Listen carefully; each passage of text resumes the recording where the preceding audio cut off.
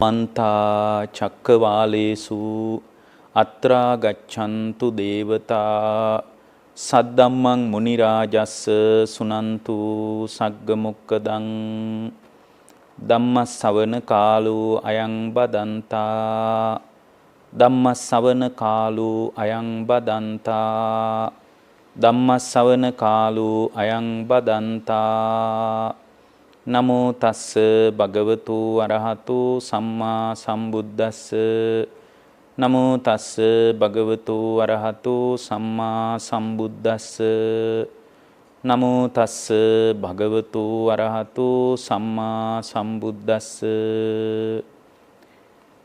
ඒ අපගේ ශාස්ත්‍ර වූ සම්මා සම්බුදුරජාණන් වහන්සේට අප හැම දිනාගේම নমස්කාරය වේවා.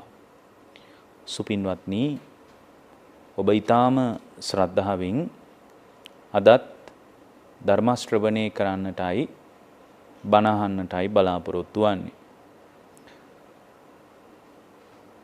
මේ දේශනාව කෙරෙහි ඊටාම කරුණාවෙන් සත්පුරුෂව දායකත්වයේ දරන පින්නතුන්ට අපි දේශනාව අවසානයේ ධර්ම ශ්‍රවණය කොට ධර්ම දේශනා කොට අවසානයේ අනුමෝදනා කරන්න බලාපොරොත්තු වෙනවා. දැන් ධර්ම ශ්‍රවණය කරන්නට කාලය. පින්වත්නි, භාග්‍යවතුන් වහන්සේ අපට පෙන්වා වදාලා විමුක්තිය පිණිස උපකාර වන ධර්ම දියුණු කළ යුතුයි කියලා. ඒකට අපි කියනවා විමුක්ති පරිපාචනීය ධර්ම කියලා. ඒකට විමුක්ති පරිපාචනීය ධර්ම තමයි සතර සතිපට්ඨානය, සතර සම්‍යක් ප්‍රධාන වීරිය, සතර ඉර්ධිපාද, පංච බල, පංචේන්ද්‍රිය, සප්තබොජ්ජංග, ආර්ය අෂ්ටාංගික මාර්ගය. මේ සියල්ලම අයිති වෙන්නේ විමුක්ති පරිපාචනීය ධර්ම ගණයටයි. එතකොට අපි දැනගන්න ඕන පින්වත්නි, ඒකාන්ත වශයෙන් මූලික පියවරට අයිති ගුණධර්ම කුමක්ද කියන නුවණ අපි හැම කෙනෙකුටම තියෙන්න ඕන. මූලික වශයෙන් බුද්ධ ශ්‍රාවකෙක් ශක්තිමත් විය යුත්තේ කුමකින්ද කියන වග හැම බුද්ධ ශ්‍රාවකයෙකුටම දැනුමක් තියෙන්න ඕන. එතකොට මුලින්ම අපේ උත්සාහය විය යුත්තේ ධර්ම මාර්ගයේ කරා පැමිණීමයි. යම් ශ්‍රාවකෙක් ධර්ම මාර්ගයේ කරා පැමිණෙනවා නම් ඒ ධර්ම මාර්ගයේ කරා පැමිණෙන ශ්‍රාවකයාට බුදුරජාණන් වහන්සේගේ අවබෝධය අදහා ගන්න ගතිය තියෙන්න ඕන.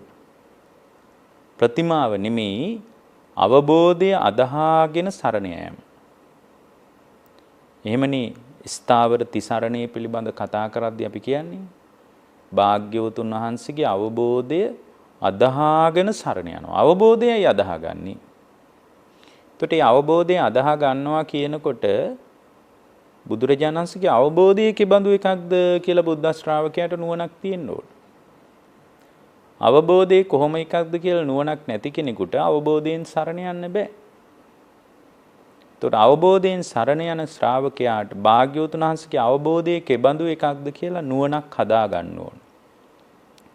එහෙමනම් මෙතන තියෙනවා බුදුරජාණන් වහන්සේ ගැන බුද්ධ ශ්‍රාවකයා විසින් සොයා විමසා බැලිය යුතු වග.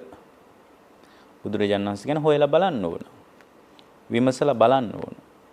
එතකොට හොයලා විමසලා බලන කෙනෙකුට තමයි බුදුරජාණන් වහන්සේ පිළිබඳ ප්‍රසාදයක් හොලවන්න බැරි පැහැදීමක් හදාගන්න පුළුවන්කම තියෙන්නේ. එතකොට අපි දැනගන්න ඕන පින්වත්නි, බුදුරජාණන් වහන්සේගේ බුද්ධ වචනය අනුව බලනකොට අපේ ජීවිතයට විමුක්ති පරිපාචනීය ධර්ම ක්‍රමානුකූලව දියුණු කරගන්න. ඇත්තටම සන්තිස් බෝධිපාක්ෂික ධර්ම ක්‍රමානුකූලව දියුණු වෙලා අවසානයේ පින්වත්නි සම්මා දිට්ඨිය හදා ගන්නකොට මේවා එකිනෙකට පෑහි යනවා. සතර සතිපට්ඨානිය තුල සිහිය පිහිටවා ගත්තාට හැබැයි ඊට කලින් දැන් පදනම හදා ගන්නවා කොහොමද? බුද්ධේ අවිච්ඡප්පසාදේන සමන්නාගතෝ හෝති. බුදුරජාණන් වහන්සේ ගැන කාටවත් හොලවන්න බැරි අවබෝධය අදහාගෙන සරණ යනවා. ධම්මේ අවිච්ඡප්පසාදේන සමන්නාගතෝ හෝති. ධර්මියත් අවබෝධයෙන් අදහාගෙනම සරණ යනවා.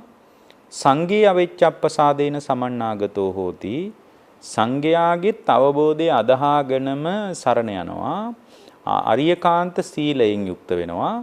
ඒතර ආර්යකාන්ත සීලයෙන් යුක්ත වුණාම ඒවා තුල ශක්තිමත් වෙන ශ්‍රාවකයා තුල පුරාණ ගැටලු ගොඩාක් තියෙන්න පුළුවන්. නමුත් ඒවා අදාළ නැහැ. ඒකයි සරකාණි වගේ මදුවිත තොලගගා මතටම ඇබ්බැහි වෙලා හිටිය ඊයේත් බීපු මිනිහෙක් අද සෝවාන් වුණේ ඒකයි. ඊයේත් බීලා හිටියේ. ඒකයි මහා නාම ශාක්‍යයා බුදුරජාණන් වහන්සේ ඉදිරියේ කියන්නේ ඔබ වහන්සේ ඔය කියන කාරණේ හරි මිනිස්සු අතර යන්නේ වැරදි අදහසක්. ඔබ වහන්සේ කියනවා සරකාණි සෝතාපන්නයි කියලා සංයුක්ත නිකායේ සරකාණි සූත්‍රයේ තියෙන්නේ. නමුත් දැන් ඊයේත් මම දැක්කා ওই මිනිස්සයා හොද්දටම බීලා හිටියේ. අපි කියන්නේ කරටි කැඩෙන්න බොනවා කියලා. අන්න ඒ වගේ හොද්දටම බීලා හිටියේ. ඊයේත් ඒ තරම් බීලා හිටිය මිනිහෙක් ඔබ වහන්සේ අද කියනවා අද දේශනා කරනවා එයා සෝතාපන්නයි කියලා. ඉතින් මේක හරි විස්මිත දෙයක් මහා අමුතු ගැටලුවක් මේ තුල පැන නගිනවා. මොකද මම දැක්කම මම දැකපු දේ මට විශ්වාසයිනේ. මම ඇහැට දැක්කනේ මේ මිනිහා බීලා ඉන්නවා. ආර්යකාන්ත සීලය කියන්නේ නොබී ඉන්න එක.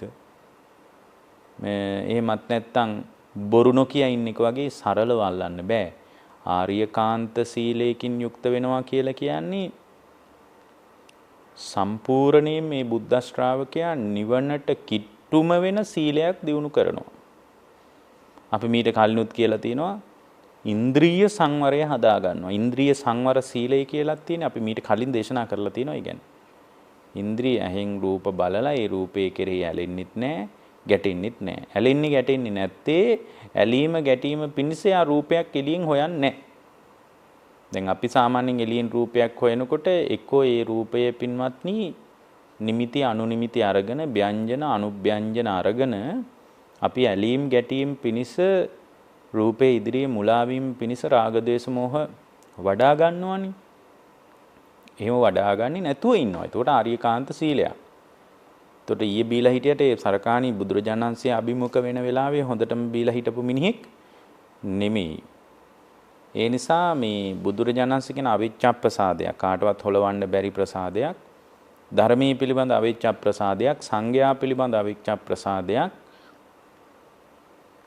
ආර්යකාන්ත සීලයක් කියන අංග 4 යම් ශ්‍රාවකයෙක් තුල තිබුණාම ඒ අංග 4 තියෙන ශ්‍රාවකයා පින්වත්නි ඒකාන්ත වශයෙන්ම අවබෝධයට සුදුසුයි. සෝතාපට්ටි අංග කියලා මේවට කියන්නේ. අවබෝධය කරා සුදුසුයි. ඒත් එක්කම Tamanගේ චර්යා ධර්මවල දියුණු කරගන්න ඕන දේවල් ගණනාවක් තියෙනවා. අවශේෂ වශයෙන් ඒවට අපි කියන්නේ චරණ ධර්ම කියලානේ. චරණ ධර්ම වලිනුත් ඔය මුල් කියපු කාරණාවල අංගත් සම්පූර්ණ වෙනවා. එතකොට චරණ ධර්ම කියලා අපි කතා කරන්නේ ඒ කියන්නේ පුද්ගලයාගේ චර්යාව දියුණු කරගන්න ඕනේ චර්යාත්මක ස්වභාවයක්. ඒ කියන්නේ ධර්මකාය පිනිස ධර්මමය කයක් හදාගන්න තමාගේ ජීවිතය තුළ ආධ්‍යාත්මික ස්වභාවය තුළ ධර්මය දියුණු කරගන්න අවශේෂ වශයෙන් චර්යාත්මකව දියුණු කරගන්න ඕන දේවල් ගැන මෙතනදී අවධාරණය වෙනවා. මොනවද? භික්ෂුවක් නම් පළවෙනියෙන් ප්‍රාතිමෝක්ෂ සීලය හදා ගන්න ඕන. ගිහියෙක් නම් ඉන්ද්‍රිය සංවර සීලය හදා ගන්න ඕන. පන්සිල් වලින් සෑහීමකටපත් වෙන්න බෑ. නිවන කරා එනවා නම් විමුක්තියටපත් වෙනවා නම් පන්සිල් මදි පින්වත්නි. ඒකයි අනුග්‍රහිත වගේ සූත්‍රවලදී පංචශීලය ගැන වෙනම කියලා අරියකාන්ත සීලය වෙනම කියන්නේ. එhmenan පංචශීලය කියපු නිසා නැවත ඒ බුද්ධ දේශනාවේදී ආර්යකාන්ත සීලය කියලා අමුතුවෙන් එකක් මතක් කරන්න උවමනක් නැහෙනේ. කිසි තේරුමක් නැහෙනේ මතක් කළාට. මේ බුදුරජාණන් වහන්සේ ආර්යකාන්ත සීලය වෙනම පැහැදිලි කරනවා මුලින් පංචශීලය ගැන කියලා.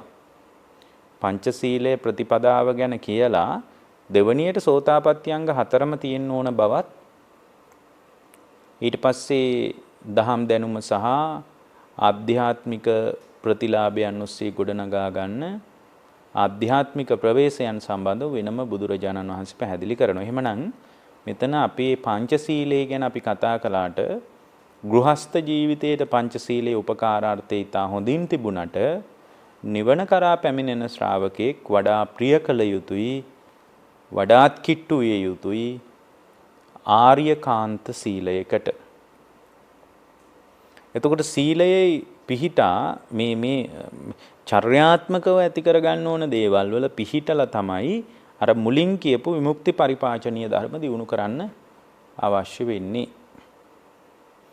ඊට පස්සේ යා තුල පින්වත්නි මුලින්ම රාග ද්වේෂ මෝහ වලින් තව දුරටත් හිත ඇවිලෙන ගතිය අඩු වෙනවා. හේතුව තමයි අර සීලයෙන් ඊට අදාළ පසුබිම, සීලයෙන් ඊට අදාළ පරිසරය හදලා දීලා තියෙන නිසා. ඊළඟට බුදුරජාණන් වහන්සේගේ දේශනාවේ තියෙනවනේ ජාගරියානුයෝගය. මේ ඔක්කොම චර්යා ධර්ම, චරණ ධර්ම කියලා නිවටත් කියන්නේ. මේ නිවන පිණිස උපකාර වන චරණය. මොකද ඒ ටික තමයි විමුක්ති පරිපාචනීය ධර්ම. හොද්දට මඩේ හිටවපු හීයක් වගේ නෙමෙයි, කොන්ක්‍රීට් දාපු ගල් කණුවක් වගේ ඉස්සරහට ධර්මයේ තුල හයිය හිතකින් ඉස්සරහට යන්න පුළුවන් වෙන්නේ. දැන් ජාගරියානුයෝගයේදී මතක් කරනවා නිදි වරන්න ඕන, නිදි වරාගෙන ධර්මයේ දියුණු කරන්න ඕන කියලා. හැබැයි මීට කලින් බුද්ධ ශ්‍රාවකයා ඇඟ ගැනයි හිත ගැනයි පොඩි අවබෝධයකුත් තියාගන්න ඕන. මොකද ඇඟයි හිතයි වැඩ කරන විදිහ ගැනත් බුද්ධ ශ්‍රාවකයෙකුට නුවණක් තියෙන්න ඕන. ඇඟයි හිතයි ගැන බුද්ධ ශ්‍රාවකයෙකුට නුවණක් තියාගන්න බැරි වුණොත්, එයාට ඇඟ ගැනයි හිත ගැනයි වෙන් වශයෙන් නුවණක් පවත්ව ගන්න බැරි වුණොත් එහෙම සමහරලාට මේ ජාගරියානුයෝගයේ වගේ දේවල් පැටලෙන්නත් පුළුවන්. ඇඟේ තියෙන මේ විවිධ ඉන්ද්‍රිය පද්ධතීන් ගැන කායික වශයෙන් සිද්ධ වෙන විවිධ චර්යාත්මක පද්ධති තියෙනවානේ. අපි ඒවට ආහාර ජීර්ණ පද්ධති කියනවා, ශ්වසන පද්ධති කියනවා, ස්නායු පද්ධති කියනවා, ඊට පස්සේ ප්‍රජනන පද්ධති කියනවා. මේ වගේ එක ශරීරයේ විවිධ පද්ධති වලින් සැදුම්ලත් එකක්. එතකොට ඒක ගැනත් නුවණක් තියෙනවා. විශේෂයෙන්ම ධර්මයට එන කෙනෙක් ස්නායු පද්ධතිය ගැන නුවණක් තියෙන්න ඕනේ. එහෙම නැත්නම් විවිධ ස්නායු ආබාධ වලටත් මේ ධ්‍යානයක් ප්‍රීතිය ඇති වුණාය, සුඛය ඇති වුණාය එහෙම හිතෙනවා.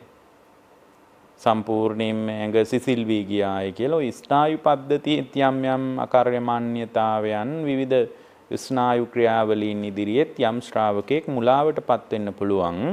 මං අවබෝධය කරා පැමිණුණා, මං දැන් අවබෝධය ප්‍රත්‍යක්ෂ කළා කියලා අමාරු වැටෙන්නත් පුළුවන්. ඒ නිසා බුද්ධ ශ්‍රාවකෙක් පරිස්සම් වෙන්න ඕන. මුලින්ම මේ ඔක්කොම චරණ ධර්ම චර්යාත්මක දියුණු කරගන්න දේවලුයි ඔක්කොටම කලින් අර තිසරණේ හදාගත්තාම ආර්යකාන්ත සීලයක් තියාන මූලික අත්තිවාරමට අදාළ දේවල් ටික හදාගත්ත මිනිස්සයා දෙවනියට කරන්න ඕන මේ කයයි හිතයි ගැන හොඳ නුවණක් හදාගන්න ඕන. හිත කියන්නේ මෙහෙම එකක්. මොකද්ද හිතේ ස්වභාවය? හිත කියන්නේ දුර ගමන් යනවා. දුරංගමං ඒකචරං අසරීරං ගුහාසයන්.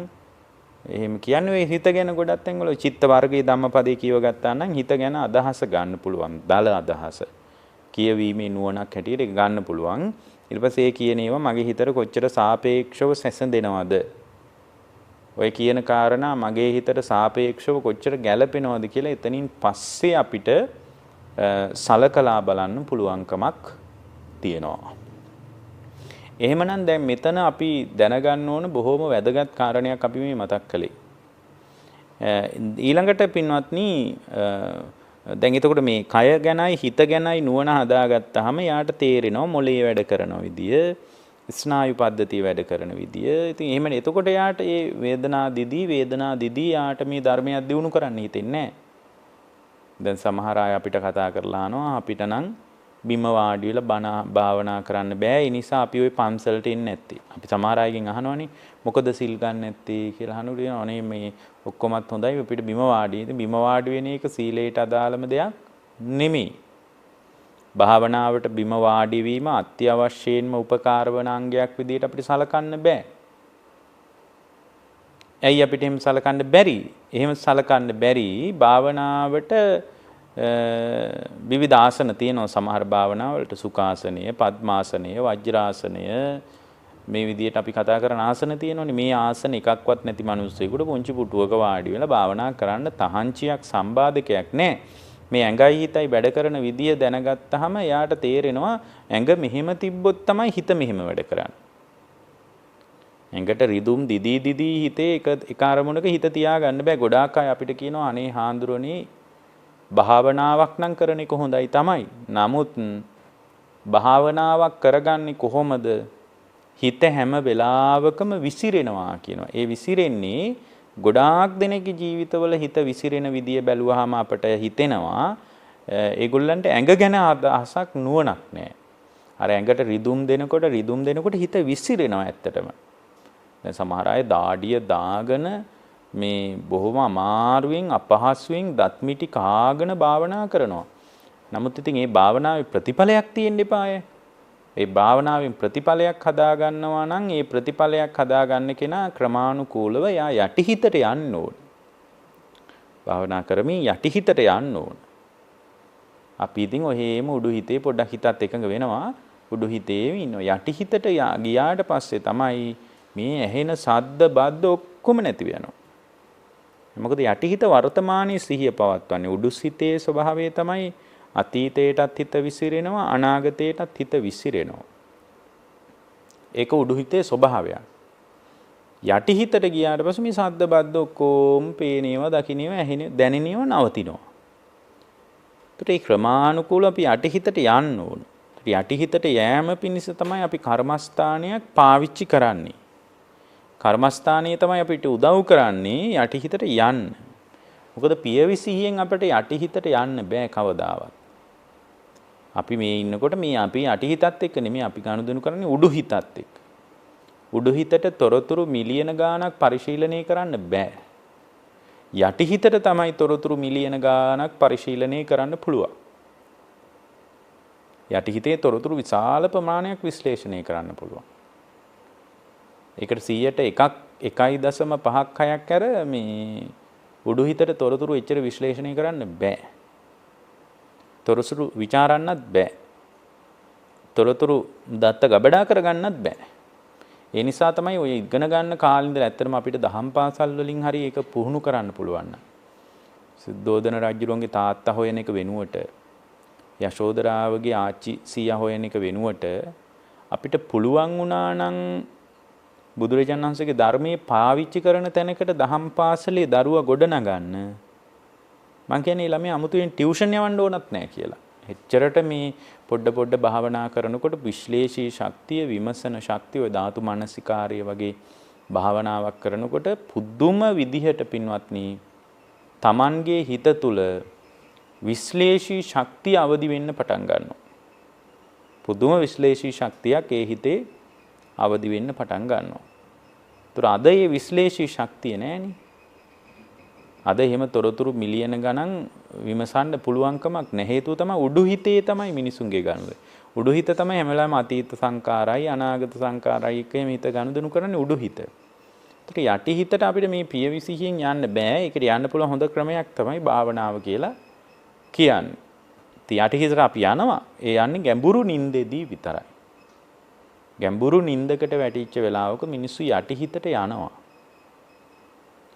ගැඹුරු නිින්දක් තියෙන වෙලාවක මිනිස්සු යටිහිතට යන්නේ යටිහිතේ පින්වත්නි මේ පුද්ගලයා යටිහිතට යන්නේ යටිහිතට ගියාට පස්සේ යටිහිතට ගියාට පස්සේ තමයි පුද්ගලයාට ওই හීන පේන්නේ. ගැඹුරු නිින්දෙදි තමයි හීන පේන්නේ.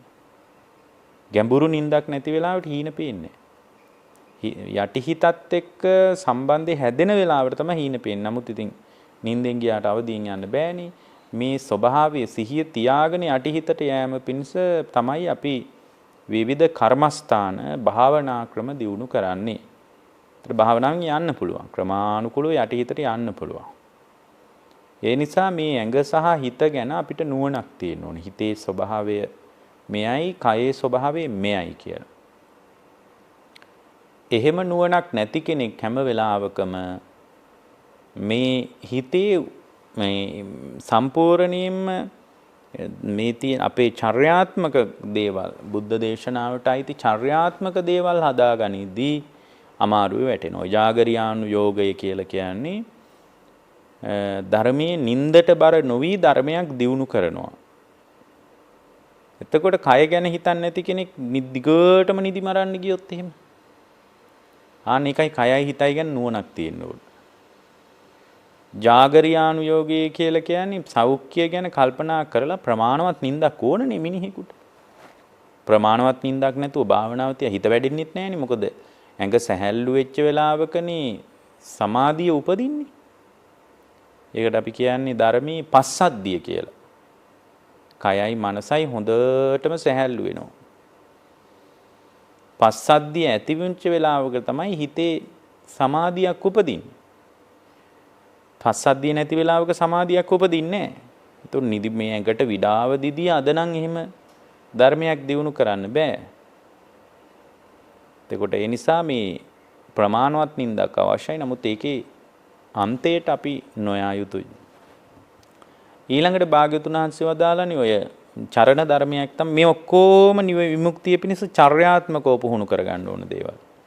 ජාගරියානු යෝගයේ ඊළඟට භෝජනේ මත්තං යුතා. ආහාරයේ ප්‍රමාණ දැනගන්න ඕනනේ. ආහාරයේ ප්‍රමාණය දැනගන්න බැරි වුණොත් එහෙම පින්වත්නි ඒකට තමයි බුදුරජාණන් වහන්සේ කියන්නේ මේ නිවනට අදාළ විමුක්ති පරිපාචනීය ධර්ම නෙමෙයි මේවා. මේවා නිවන පිණිස වටපිටාව හදා ගන්නයි උදව් වෙන්නේ. හැබැයි දක්ෂම ශ්‍රාවකයෙකුට මේ තුලමත් විදර්ශනා කරලා විමුක්තිය කරා ඉන්න පුළුවන් ඕන නම් අපි ඉස්සරහට දේශනාවක් කරන්නම් ඔබට අවශ්‍ය නම් මේ අපේ චර්යාවලින් කොහොමද නිවන ස්පර්ශ කරන්න කියලා. අවශ්‍ය නම් පුළුවන් එහෙම කරන්න. ඒකට ඉතින් ප්‍රඥාවේ විවිධ මට්ටම් නේ. අද ඉන්න මිනිහෙකුට හරියන විදියටනේ පොදුවේ අපිට මේවා කියන්න වෙන්නේ. දැන් මේ විමුක්ති පාරිපාචනීය ධර්ම පිනිස වටපිටාවයි දැන් මේ හදාගන්න. දැන් මිනිස්සු අර ඔය ක්‍රිකට් මැච් යනකොට ඊට පස්සේ විවිධ දැන් ඒ කාලේ නම් ඔය ඡන්ද දවස්වල ඡන්ද ප්‍රතිඵල කියනකොට මිනිස්සු ඡන්ද ප්‍රතිඵල අහන්න ලෑස්ති වෙනවනේ. ඡන්ද ප්‍රතිඵල අහන්න ලෑස්ති වෙනවා. ගෙවල් වල ගම්වල එහෙම තියෙනවා. ඉතින් කඩල තඹ ගන්නවා. එක ඒව කරන ගෙවල් දෙක තුනක මිනිස්සු එකතු වෙනවා. ඉතින් ඒක හොඳයි. ඒක දැන් බලන්න ඒකට ඉස්සෙල්ලා ඒකට වටපිටාව හදා ගන්නවනේ මිනිස්සු.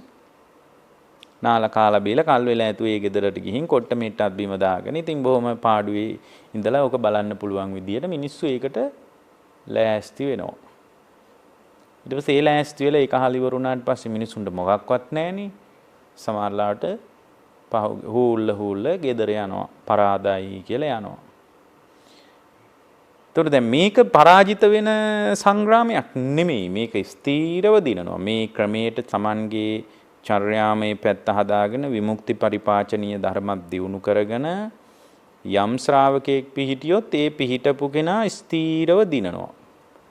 තරගයකට අවතීර්ණය වුණාම ඒ තරගයට අවතීර්ණය වෙන කෙනා ඉස්සල්ලා Tamanගේ කය හදා ගන්නවා නේද? දැන් දුවන තරගයක් නම් එයා ඇඟ හිම බොහොම සැහැල්ලු කර ගන්නවා නේ. ඇඟෙහිම සැහැල්ලු කරගෙන ඒකට අදාළ විවිධාකාර ව්‍යායාම තියෙනවා. ඔක්කොම කරලා තමයි තරගෙට ලෑස්ති වෙන්නේ. ඒ තරගෙට ලෑස්ති වුණාට පස්සේ ඒ තරගය දැන් ඔක්කොම ලෑස්ති වෙලා ඉතින් එයා ඒකට අදාළ ඇඳුම් පැළඳුමුත් හදා ගන්නවා නේද? ඒ ඔක්කොමත් ලෑස්ති කරගෙන දැන් තරගයට ඇඟෙහිම සැහැල්ලු කරගෙන දැන් 10ට විතර තරගෙ තියෙනවනේ. දැන් පැයකටමාරකට කලින් එයා ලෑස්ති වෙනවනේ තරගෙට. පරිසරය ඔක්කොම හදා ගන්නවා. ඒ තරගයෙන් සමහරට මේ පරිසරය හදාගත්ත මිනිසයාට දිනුම නොලැබෙන්නත් පුළුවන්. පෙරදෙන්නත් පුළුවන්. පරාජයක් හම්බ වෙන්නත් පුළුවන්. හැබැයි මේ තරගෙ හැම කෙනෙක් නෙමෙයි. මේකට බහැපු හැම කෙනෙක්ම දිනනවාමයි. මේ කියන මේ ලෑස්ති වෙන්නේ එක්තරා සංග්‍රාමයකට කියලා හිතන්න. යුද්ධයකට අවතීර්ණ වෙන හැම මිනිහෙක්ම දිනන විශ්මිත යුද්ධයක් තියෙනවා නම් ඒ කියන්නේ විශ්මිත යුද්ධයකටවත් වඩා විශ්මිත ඊටාම බිහිසුණු යුද්ධයක විශ්මිත ජයග්‍රහණයක් තියෙනවා නම් මේක මහා විශ්මිත යුද්ධයක් නේ. විශ්මිත ජයග්‍රහණයක් තියෙනවා නම් සියල්ලෝ ජයගනීද? සියල්ලෝ ජය ගන්නා යුද්ධයකටයි මේ අවතීර්ණ වෙන්නේ. අවතීර්ණ වෙච්ච කෙනා ජය ගන්නවාමයි. හැබැයි ඉතින් ඒකට අදාළ පටපිටාව බොහොම හොඳට හදාගෙන ඉන්න ඕන. එතකොට මේ භෝජනීය මත්ඤ්‍යතාව වගේ දේවල් හරි වැදගත්. ඒවත් මේ චර්යාත්මකව හදා ගන්න ඕන දේවල්. එතකොට ආහාරයේ ස්වභාවය තේරුම් අරගෙන ආහාරය ප්‍රතිවේක්ෂා කරමින් කැමට ගිජු නොවි. ඉතින් එයා පරිහරණය කරන දේවල් වල ආහාරේ පටික්කුල සංඥා කියලා තියෙනවා. ආහාරේ පිළිකුල දකිමින් ආහාරය කියන්නේ සතර මහා ධාතුන්ගෙන් හැදිච්ච එකක්. මේ කන බොන කෑමෙන් නඩත්තු කරන්නයි මම මේ ආහාර ගන්නෙ. මේ ගන්නකොට මේ කය නඩත්තු වෙනවා. ඒ ඉලක්කයට වළඳනවා. එතකොට ආහාරය නිසා යා මුසපත් වෙන්නේ නැහැ. මොකද මේ වයින් තමයි සාමාන්‍ය ලෞකික ජීවිතයක් ගෙවන ශ්‍රාවකෙක් මුසපත් වෙන්නේ. මේ වගේ මේ ශ්‍රාවකයා මුසපත් වෙනවා. දැන් මෙතන මුසපත් වෙන්න ඉඩක් නැහැ. මුසපත් වෙන්න අවස්ථාවක් නැහැ. එතකොට මේ මුසපත් වෙන්නේ නැති නිසා සම්පූර්ණයෙන්ම එයාගේ ජීවිතය තුළ ආහාරය කියන්නේ කෙබඳු ස්වභාවයෙන් යුක්තද කියන නුවණ හදාගෙනයි දැන් ලෑස්ති වෙන්නේ. ඒ නිසා ඒක වැදගත් පින්වත්නි. එතකොට එයා මේ ආහාරයේ යථාර්ථයක් දන්නවා. මේ සම්පූර්ණයෙන් ආහාර ගන්නකොට ආහාරයේ යථාර්ථය ගැනත් එයාට නුවණක් තියෙනවා. මොකක්ද ආහාරයේ යථාර්ථය? ආහාරයේ යථාර්ථය කියලා කියන්නේ ආහාරය කියන්නේ සතර මහා ධාතුන්ගෙන් හැදිච්ච එකක්. සතර මහා ධාතුන්ගෙන් හැදිච්ච ආහාරය සම්පූර්ණයෙන්ම නිරුද්ධ වී යන ස්වභාවයට අයිති දෙයක්. එතකොට මේ ආහාරයට ගිජු වුණාට ආහාරයට කැමති වුණාට මේ ආහාරය කියන්නේ සතර මහා ධාතුන්ගෙන් හැදිච්ච එකක්. පඨවි ආපෝ තේජෝ වායෝ කියන සතර මහා ධාතු තමයි ආහාරයේ තියෙන්නේ. ආහාරයක් අරගෙන අපි හිතමු මොකක් හරි කෑමක් ගමුකෝ අපි. දැන් මොනවා හරි පළතුරක් තියෙනවා නේ. ඒතර මේ පළතුර හරි මොනවා හරි කෑමක් නිකන් ඔබට හිතෙන දෙයක් ගන්න. නිකන් එහෙම හිතෙන කෑමක් අරගෙන දැන් අපිට අලි ගැට peer කියලා. දැන් අලි ගැට peer ගෙඩිය හොඳට පිම්බිලා තියෙනවා. ඒතර අලි ගැට peer වලට මං හරිය ආසයි කියලා අපි හිතමු. අලි ගැට peer ගත්තට පස්සේ මේ අලි ගැට peer කෑල්ලක් අරගෙන පොත්ත ගලවලා බලන්න කෑල්ලක් අරගෙන පොඩි කෑල්ලක් කපලා අරගෙන ඒ කෑල්ල හොඳට පොඩි කරලා බලන්න මෙහෙම. පොඩි කරාම ඔන්න පිටි වෙනවා. ඒ තමයි පඨවි ධාතුව. පිටි වෙන්නේ මොකක් නිසාද? පඨවි ධාතුව. දැන් අර බලන්න මුල් ස්වභාවය වෙනස් වුණා. දැන් පොඩි කරාට පස්සේ මුල් ස්වභාවය වෙනස් වුණා. පිටි ගතියක් තියෙනවා නේද? ඒ පඨවි ධාතුව. හැම එකකම එකම සමාන පඨවි ධාතු නෑ. එතකොට ඒ තමයි පඨවි ධාතුව. ඊට පඨවි ධාතුව නිසා මේ අත පුරාම අර පඨවි ධාතුවත් එක්ක මේ අත පුරාම පොඩි කරද්දී අලි ගැට peer ඇලෙනව නේද මේ හැම තැනම. ඒ ඇයි මේ හැම තැනම ඇලෙන්නේ? ඒ හැම තැනම ඇලෙන්නේ ආපෝ ධාතුව නිසා. වැగిරෙන ගතිය නිසා ආපෝ ධාතුව නිසා තමයි ඇලෙන්නේ අතේ. උණුසුමක් පවතිනවා නම් ඒ උණුසුම ඒකෙත් වෙනස්කම් තියෙන්න පුළුවන්. තේජෝ ධාතුවේ එකම සමාන නැහැ. බත් ඇටයක තියෙන තේජෝ ධාතුවට වඩා අලි ගැට peer වල තේජෝ ධාතුව අඩු වෙන්න පුළුවන්. ඒක තේජෝ ධාතුවෙන් තමයි උණුසුම් වෙලා තියෙන්නේ. තේජෝ ධාතුව නිසා තමයි ඒක කුණු වෙන එක පවා අඩු වෙලා තියෙන්නේ. කුණු වෙන්නේ නැහැ. ප්‍රමාණයට ඒකේ උණුසුමක් පවතිනවා. ඊට පස්සේ වායෝ ධාතුව. ඒකෙන් තමයි අලි ගැට peer ගෙඩිය පිම්බිලා තියෙන්නේ. ගෙඩියක් විදියට පිම්බිලා තියෙන්නේ මේ වායෝ ධාතුව නිසා. පඨවි කොටස් ටිකක් ආපෝ කොටස් වලින් තෙත් කරලා තේජෝ කොටස් වලින් උණුසුම් කරලා වායෝ කොටස් වලින් පුම්බලා තියෙන්නේ. මේක තමයි මගේ කයෙත් කතාව කියලා ඕන නම් මේ චර්යාවෙන්ම නිවනට එන්න පුළුවන්. ඒකයි මම කියන්නේ මේ හැම තැනම තියෙන විදර්ශන ඥානයක් තියෙන කෙනෙකුට සම්පූර්ණයෙන්ම පඤ්ඤා විමුක්තිය අත්දකින්න පුළුවන්. ප්‍රඥාව තියෙන කෙනෙකුට සම්පූර්ණයෙන්ම මේ සියල්ලන්ගෙන්ම මිදෙන්න පුළුවන්. ඕක තමයි මගේ කයෙත් ඇත්තම කතාව. මගේ කයෙත් ඔయిత වඩා දෙයක් නෑ කියලා අවශ්‍ය නම් දක්ෂ ශ්‍රාවකයෙකුට යථාර්ථය දකින්නත් පුළුවන්. යථාර්ථය දකින්න කිසිම සම්බාධකයක්, ගැටලුවක්, බාධාවක් නැහැ. ඊළඟට බුදුරජාණන් වහන්සේ වදාලා ඊළඟ කාරණේ තමයි උන්වහන්සේ දේශනා කළා අපිට උන්වහන්සේ අර පැහැදිලි කරන විග්‍රහයන් තුළ අපිට පේනවා පුද්ගල චර්යාවට සම්බන්ධ සම්පූර්ණයෙන් මේ පුද්ගලයාට තියෙන ඕන හිරියොතක් තියෙනවා. මේ හැසිරෙද්දි තියෙන්න ඕන හිරියොතක්. ඒත් මං වගේ මම මේ ධර්මයට දැන් මේ කෙලෙස් යුද්ධයටයි ලෑස්ති වෙන්නයි වටපිටාව හදාගන්නේ. ආම්පන්න ලෑස්ති කරගන්නවා. මං වගේ කෙනෙක් නුසුදුසුයි. මේ බඳු දේවල් කරන එක සුදුසු නෑ. මේ බඳු හැසිරීම මට තියෙන එක සුදුසු නෑ. එතකොට දැන් ආර්ය ධන ඔකට කියන්නේ සංකිට්ත ධන සූත්‍රය කියලා එකක් තියෙනවා. ඒකේ හිරියොතප් ධනයක් විදියටයි පෙන්වන්නේ. ඒක යම්කිසි ධනයක් විදියට පෙන්වලා තියෙනවා. ওই දේව ධර්ම ජාතකය කියලා ජාතකයක් තියෙනවා. දේව ධර්මී කියලා ධර්මයක් නැති කාලේ පවා විශ්වාස කරලා තියෙන්නේ ලැජ්ජා බය. අකුසලයේ සහ පව පිළිබඳ ලැජ්ජාවක් බියක් හදා ගන්න ඕනේ. ඒක නිවනට ඍජුවම සම්බන්ධ වෙන අවස්ථා තියෙනවා. නමුත් මේ හදාගන්නේ වටපිටාව. අපේ වටපිටාව හොඳට හැදිලා නැහෙනේ. අපිට තියෙන අර්බුදේ ඒකයි.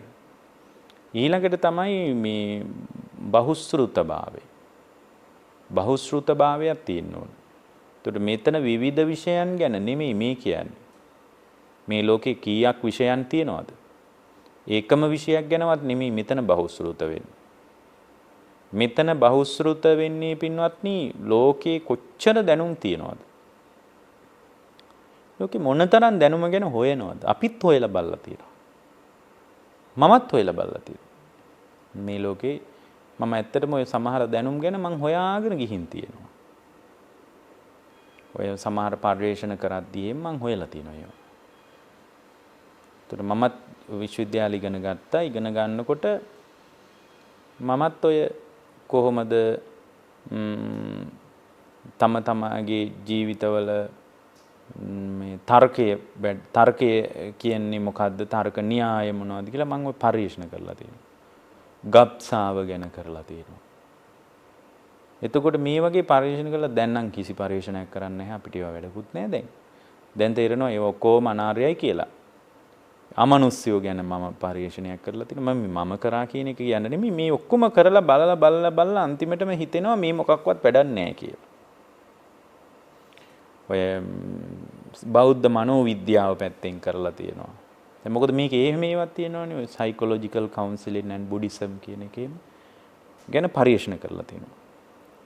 ඒතර මේවා ඔක්කොම කරාන් පස්සේ තේරෙනවා බුදුදහමේ කරන්න ඕන ටික හැර ඉතුරු ඔක්කොම විශ්වවිද්‍යාලවල කෙරෙනවා කියලා. භාග්‍යවතුන් වහන්සේ හිටියනම් ඒකයි මම කියන්නේ උන්වහන්සේ වැඩ හිටියානම් උන්වහන්සේ වැඩි පැත්තක්වත් හොයාගන්න වෙන්නේ නැහැ. මොකද මේ ධර්මයේ අරගෙන මේ කරන දේවල් දැක්කොත්. ඒතර මේක එක ඒවා හොයන්න පුළුවන්. ඒ හොයන එක වරදක්ද? නෑ වරදක් නෑ. හොයන්න. ඒවා ඕන කෙනෙකුට හොයන්න පුළුවන්. මේකේ තියෙන තර්කය මොකද්ද? මේකේ තියෙන තර්ක න්‍යාය මොකද්ද? තර්ක වේදීන් කවුද? ඊට පස්සේ අපි හිතමු මනෝවිද්‍යාත්මක පදනම මොකද්ද? ආර්ථික පදනම මොකද්ද? දේශපාලන පදනම මොකද්ද? පරමාණු සම්බන්ධ පදනම මොකද්ද? සුද්‍රජීවීන් සම්බන්ධ පදනම මොකද්ද? මේවා ඕන එකක් බුදුදහමින් හොයන්න තහනමක් නැහෙනි. ඕන කෙනෙකුට අවුස් හොයන්න පුළුවන්. නමුත් දැන් මේ අපි කියන්නේ කවුද? නිවන කරා කෙලෙස් යුද්ධේ කරා ලෑස්ති වෙන කෙනෙක්ගේ බහුශ්‍රූතභාවයයි. එකක්වත් වැඩක් නැහැ. ඔය එකක්වත් නැතුව විවිධ විෂයන් නෙමේ. නිර්වාණයට උපකාර වෙන්නේ මොනවද? අන්න ඒ ධර්ම පිළිබඳ බහුශ්‍රූතභාවයකුත් හදා ගන්නවා. මොකද ඉස්සරහට එන්න පුළුවන් ගැටලු තියෙනවා. මොකද දැන් මේ යුද්ධයට අවතීර්ණය වෙන කෙනා තමා තුළ අභිආයුධ වලින් සන්නද්ධ වෙන්න ඕනනේ, ශක්තිමත් කරගන්න ඕනේ. එතකොට එයා ඒවා පරිහරණය කරන විදිහක් දැනගන්න ඕන. මොකද ඉස්සරහට උවමනා වෙනවා ඒවා. පංචස්කන්ධ ධර්ම පිළිබඳ බහුශ්‍රූත වෙනවා. ඊට පස්සේ ධාතු පිළිබඳ බහුශ්‍රූත වෙනවා. ආයතන පිළිබඳ බහුශ්‍රූත වෙනවා. පටිච්ච සමුප්පාද ධර්මයන් පිළිබඳ අනුලෝම ප්‍රතිලෝම වශයෙන් බහුශ්‍රූත වෙනවා. මේවා වැඩ කරන්නේ කොහොමද කියලා දැනගන්නවා. ත්‍රිලක්ෂණය පිළිබඳ බහුශ්‍රෘතභාවයක් හදා ගන්නවා. නානාවිධ ආකාරයේ එක එක ආකෘතියේ විදර්ශනා ඥාන පිළිබඳ බහුශ්‍රෘතභාවයක් හදා ගන්නවා. විවිධාකාරයේ විපස්සනා කරන ක්‍රම පිළිබඳ බහුශ්‍රෘතභාවයක් හදා ගන්නවා. අනුපස්සනා ක්‍රම පිළිබඳ බහුශ්‍රෘතභාවයක් හදා. මේ විදිහට යුද්ධයට යන මිනිස්සෙක් පින්වත්නි යුද්ධයට අවශ්‍ය දේවල් අරන් යනවා මිසක් යුද්ධයකට නම් මිනිස්සයා යන්නේ එයා හාල් පොල් උස්සගෙන යනවද? නෑනේ. එතකොට කෙනෙක් කියනනේ හාල් පොළුත් තුවමනා වෙනවා යුද්ධයට යන මිනිහෙකුට කැම්බීම ඕන. ඒවා අතිරේකව සපේ ගන්න වෙනම ඉදිමත් වැඩ පිළිවෙලක් තියාගෙන ඉන්නවා මිසක් හාල් මුට්ටෙකුත් කඩ තියාගෙන පොල් ටිකුත් උස්සගෙන යුද්ධයට යන්න බෑනේ. ඒ වගේ වෙන ඒවා හරියන්නේ නෑ මෙතනට. මෙතනට ස්කන්ධ ධාතු ආයතන පටිච්ච සමුප්පාද ධර්ම විදර්ශනා ඥාන ඊට පස්සේ ත්‍රිලක්ෂණ විපස්සනා ක්‍රම අනුපස්සනා ක්‍රම වෙන්න මේ පිළිබඳවයි ලෑස්ති වෙන්නේ. එතකොට යා සුතමේ චින්තාමය පඤ්ඤාමය වශයෙන් අධිගම බහුශ්‍රූත භාවයේ පිණිස ඒ කියන්නේ සෝවාන් වීමේදී ඇති වෙන අවදීන් පිළිබඳ මේ ඔක්කොම පිළිබඳ බහුශ්‍රූත භාවයක් හදා ගන්නවා. ඒවා ඉතින් ගොඩාක් අමාරු නෑ. දැන් මේ දේශනාවලින් එමෙ ඇහෙන නිසා ගොඩාක් අමාරු නෑ.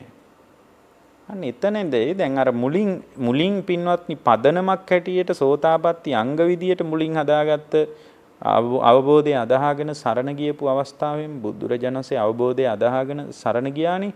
ධර්මය අදහාගෙන සරණ ගියානි. ආරිකාන්ත සීලේ මේ ඔක්කොම මෙතනදී උදව්වක්. මේ ඔක්කොම උදව්වක්. මොකද ඊට පස්සේ ශ්‍රද්ධාව ඊළඟට හොඳට හදා ගන්නවා.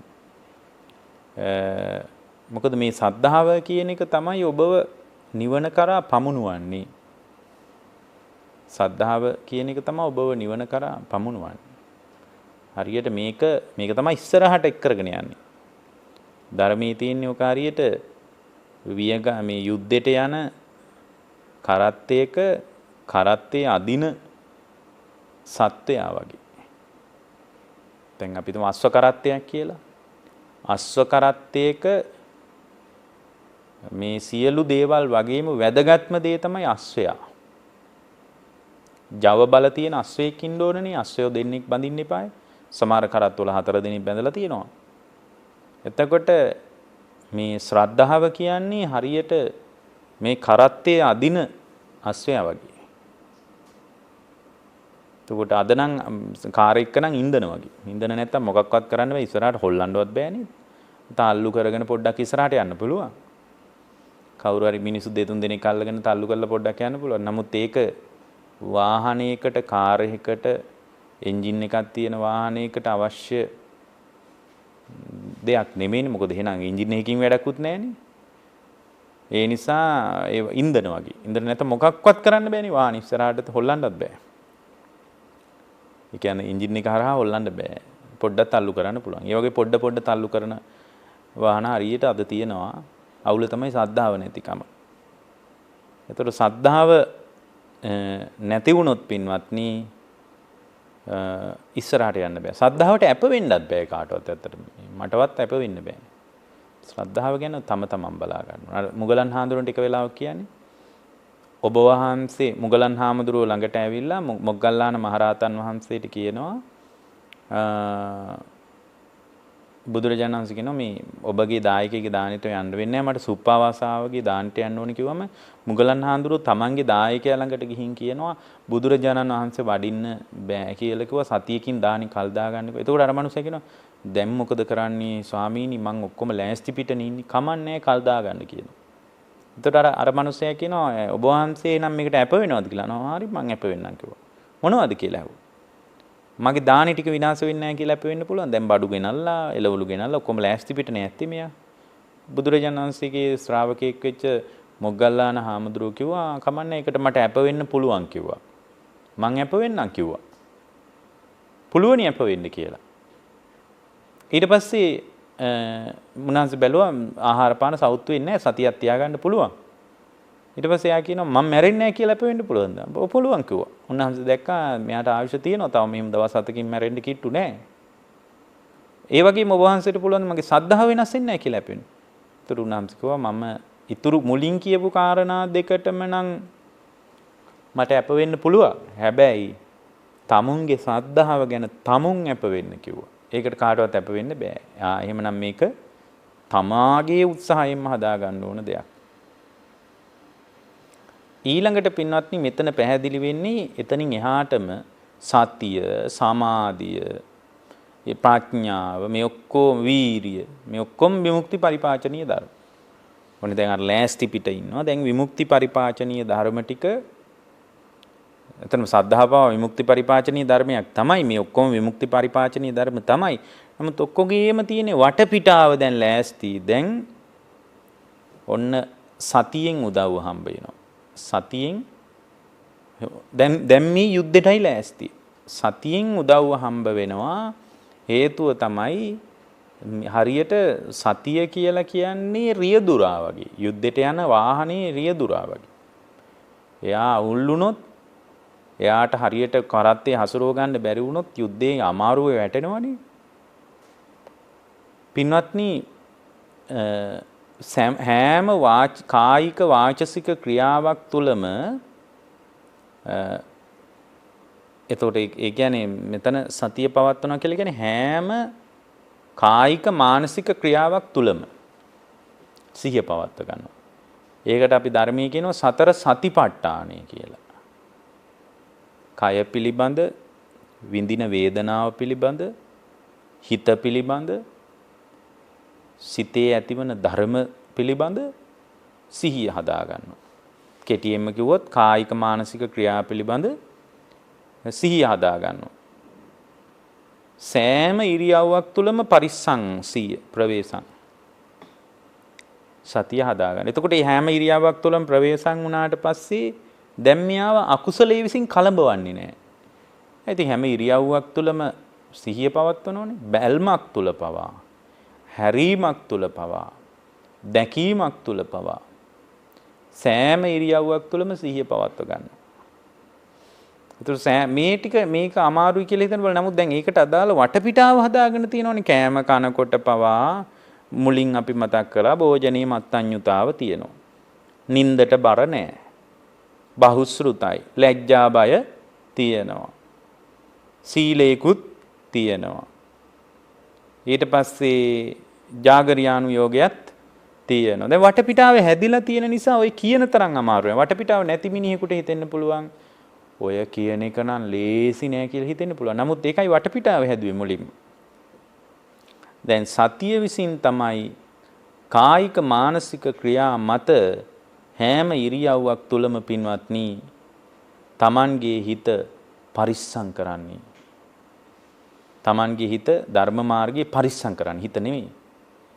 මොකද සම්මා සතිය කියන එක සතර සතිපට්ඨානය තුල යම් ශ්‍රාවකෙක් සිහිය පවත්ව ගත්තොත් ඒ සිහිය පවත්වා ගත්ත කෙනාට කාම ඡන්දයෙන් වනසන්න ඉඩක් නැහැ.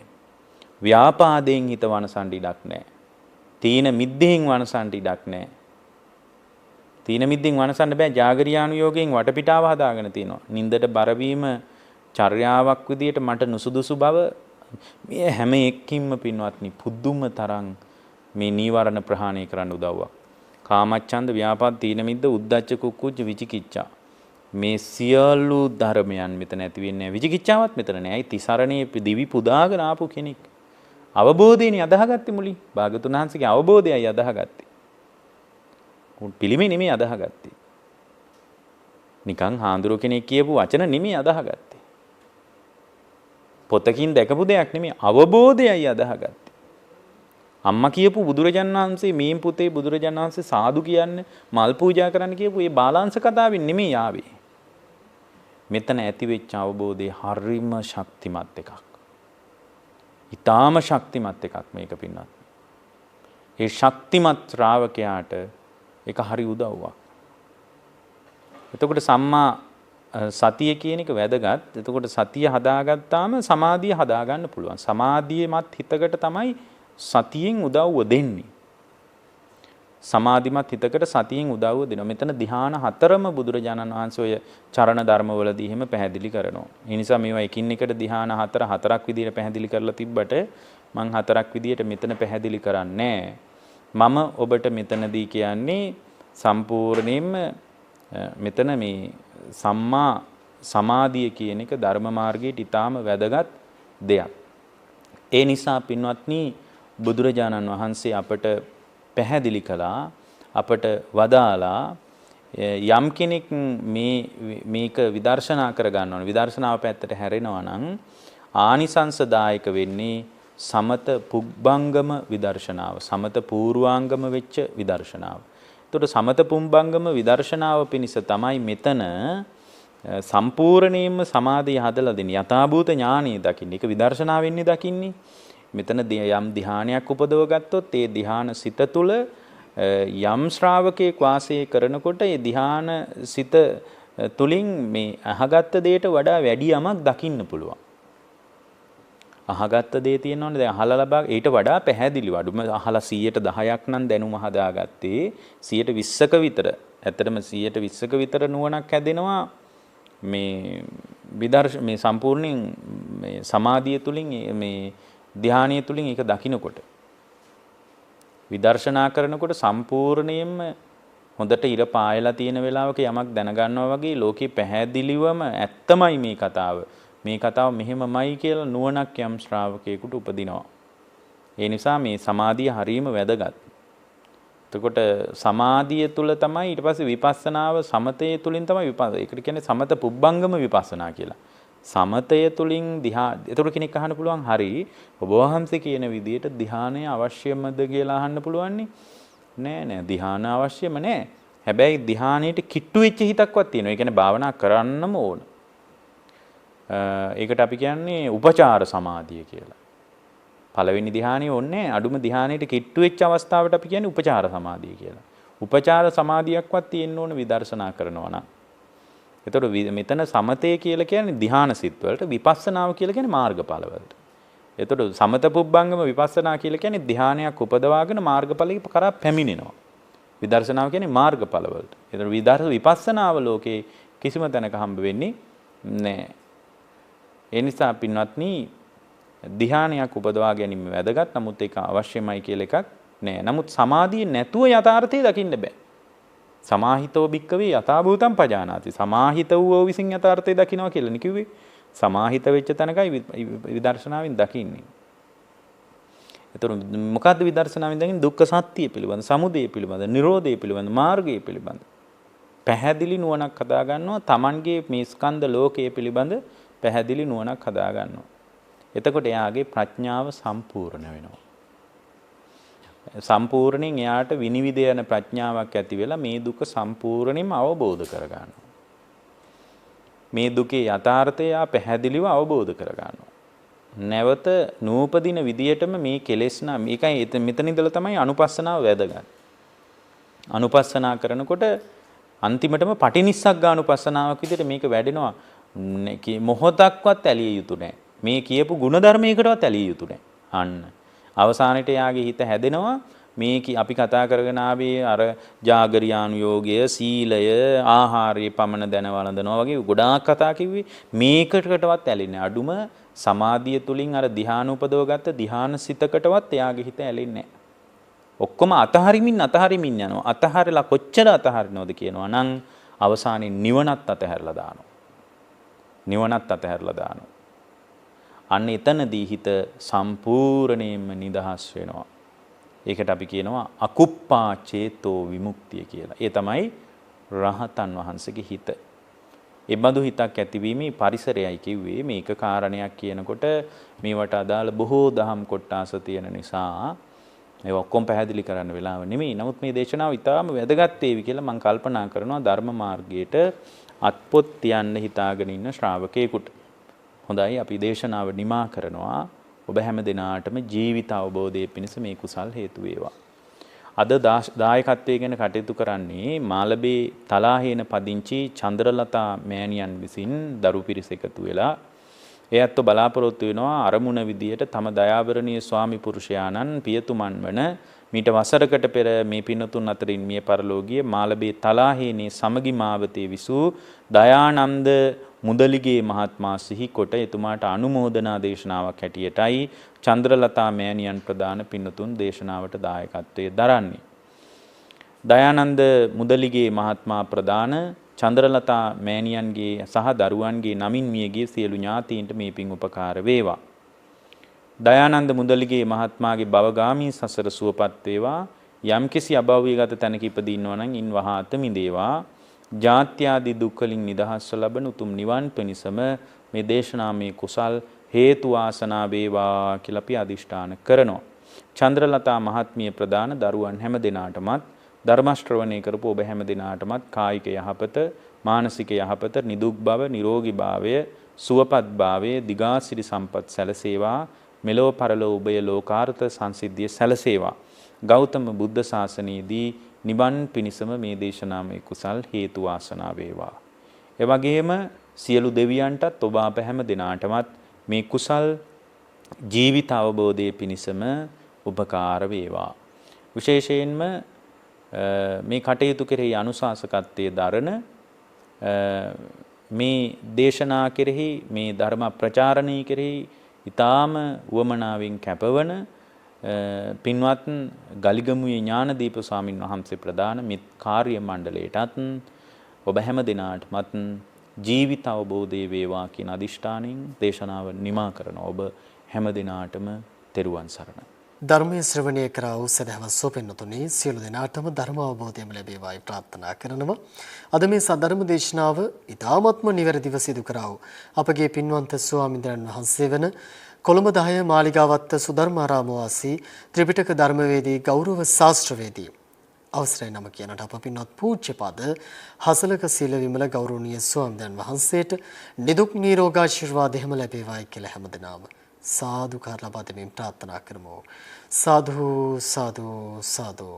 අද මේ සද්ධර්ම දේශනාව සඳහා පින්බර දායකත්වයෙන් කටයුතු කරනු ලැබේ මාළපේ තලාහින පදිංචි චන්ද්‍රලතා මෑණියන් ඇතුළු දරු පිරිස විසින් ඒ පින්වන්ත මහත්මිය ප්‍රධාන දරු පිරිසට අපි නිරෝගී භාවය ලැබේවායි ප්‍රාර්ථනා කරනවා. එමෙන්ම දයානන්ද මුදලිගේ මහත්මයාට මේ පින්පෙත් අනුමෝදන් වේවායි ප්‍රාර්ථනා කරමින් ධර්මයේ ඇසූ නැරඹූ ඔබ සියලු දෙනාටමත් නිරෝගී භාවයත් ධර්ම අවබෝධයත් ලැබේවායි ප්‍රාර්ථනා කරමින් සෝදනා වන්නේ මේ සද්ධර්ම දේශනාව නිමා කරමින් ඔබගේ නිවහනින් සමගන යන්නටයි. සියලු දෙනාටම සම්මා සම්බුදු සරණයි.